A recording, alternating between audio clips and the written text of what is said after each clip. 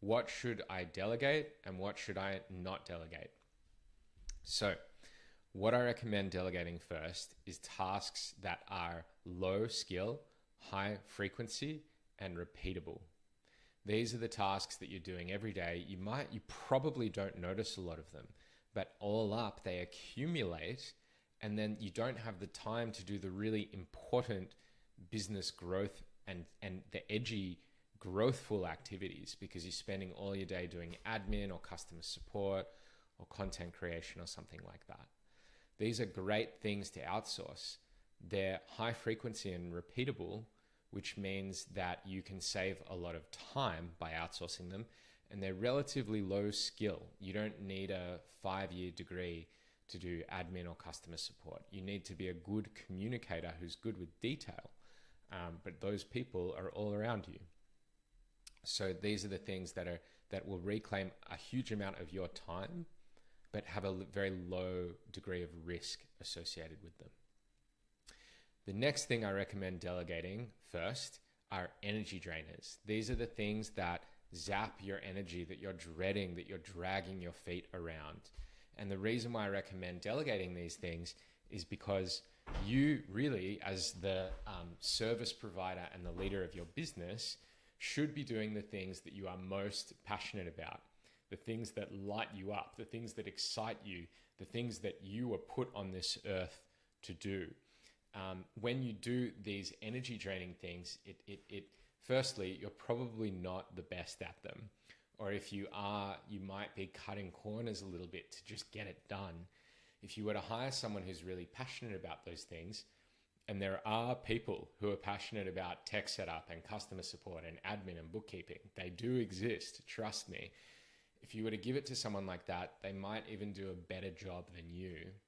And with all that extra energy that you aren't spending on these low priority tasks, you can be pouring that into your business, giving your gifts to the world. So I find when people outsource energy drainers, they see a big, quick surge in improvement of their personal experience and their capacity to grow their business to the level that they really want.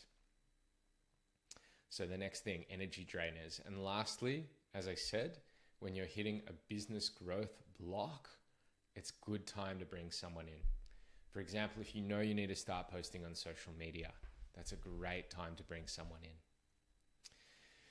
Now, there are some things that I would caution you against delegating until your business is at a really good level of maturity. The first one is product design. No matter who you hire, if you are a specialist in your gift and your audience, you're going to know your audience better than anyone else who you bring in. And so the best person to make decisions about your products and your services is you. You don't want to be abdicating that. When I say abdicating, what I mean is giving it to someone and just trusting them to make the choices. That doesn't mean you can't bring in a consultant who can advise you. In fact, I would encourage that. If you're new to marketing and product design, it's good to get guidance on those things. That's something I offer for my clients.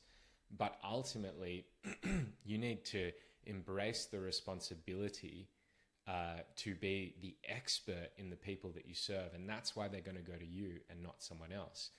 And so ultimately, the decision needs to be yours about what products you create.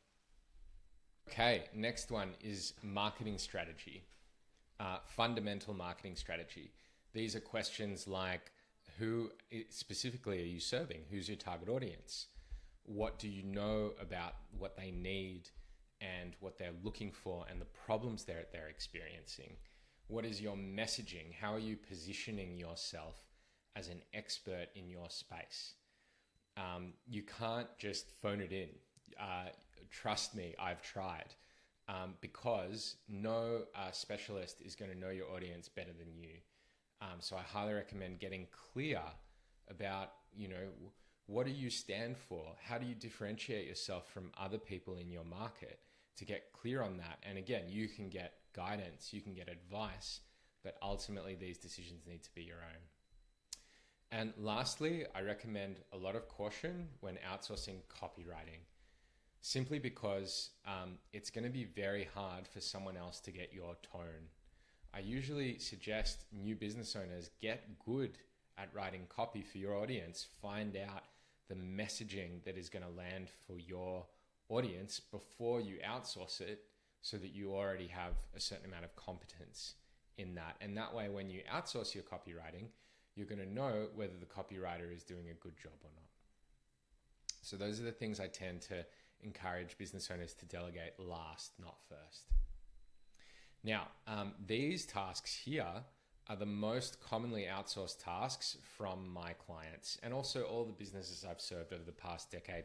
These tend to be the first things that people outsource, because they are things that are, as I said, where is it? Here. Low skill, high frequency, repeatable tasks, and energy drainers. First one's customer support. You can find people, you can find offshore staff who are excellent at communicating and responding to emails, administration tasks, bookkeeping, social media content creation, and video editing. These are the most common ones, and they are for good reasons. Now, what I notice when people do outsource these tasks, what happens is the business owner saves time and creative energy, and then they have extra hours in the week to either serve more clients or to think creatively about taking their business to the next step of maturity, which means that they can serve more clients in less time, earn more money, and have a bigger impact. And also, what I find is that when they do that, the quality of the experience of running a business improves. Things get more relaxed, things get more easeful and graceful for the business owners.